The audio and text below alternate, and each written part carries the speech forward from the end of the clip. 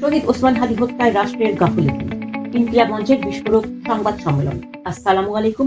আবারও রাজপথে বড় আন্দোলনের ডাক দিল ইনকিলাব মঞ্চ। শহীদ শরীফ ওসমান হাদী হত্যাকাণ্ডের তদন্ত প্রতিবেদন বা চার্জশিট জমা দেওয়ার পর বেরিয়ে এসেছে চাঞ্চল্যকর সব তথ্য।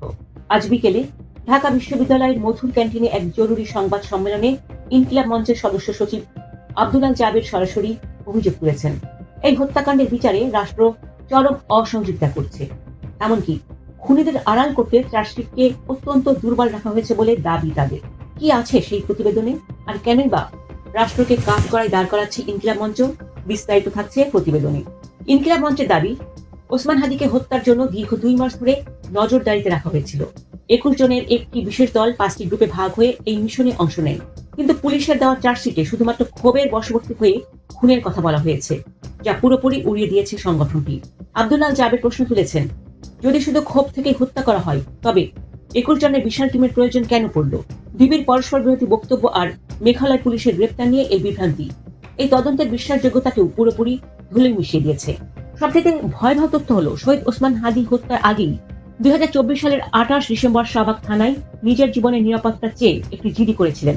সেখানে তিনি স্পষ্ট জানিয়েছিলেন যে দেশি বিদেশি নম্বর থেকে তাকে হত্যার হুমকি দেওয়া হচ্ছে, কিন্তু পুলিশ সেই জিডির উপর কোনো পদক্ষেপ নেয়নি। এমনকি হত্যাকাণ্ডের পর শাহবাগ থানা ওই জিডির অস্তিত্বকেই অস্বীকার করতে চেয়েছিল। ইনকিলাব মঞ্চের কঠোর চাপে পরবর্তীতে তারা তা স্বীকার করতে বাধ্য হয়। আব্দুল্লাহ আল জাবেরের প্রশ্ন, পুলিশ কি তবে খুনিদের সুযোগ করে দিচ্ছিল? সংবাদ সম্মেলন থেকে ইনকিলাব মঞ্চ স্পষ্ট হুঁশিয়ারি দিয়েছে যে এই হত্যাকাণ্ডের বিচার যেন সাগর রুনির মতো বছরের পর বছর ঝুলে না থাকে। যদি প্রধান উপদেষ্টা, সেনাপ্রধান কিংবা শেখ হাসিনা যাদেরই সংশ্লিষ্টতা থাকে, সবাইকে বিচারের আওতায় আনতে হবে। বড় বড় রাজনৈতিক দলগুলোর নিরাপত্তা নিয়েও ক্ষোভ প্রকাশ করেছে তারা।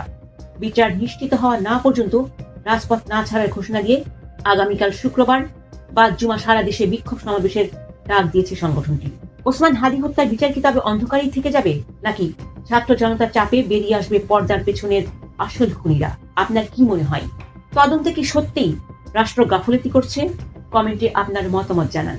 এই আন্দোলনের প্রতিটি আপডেট সবার আগে পেতে আমাদের চ্যানেলটি সাবস্ক্রাইব করে বেল আইকনটি বাজিয়ে দিন। ধন্যবাদ। আল্লাহ হাফেজ।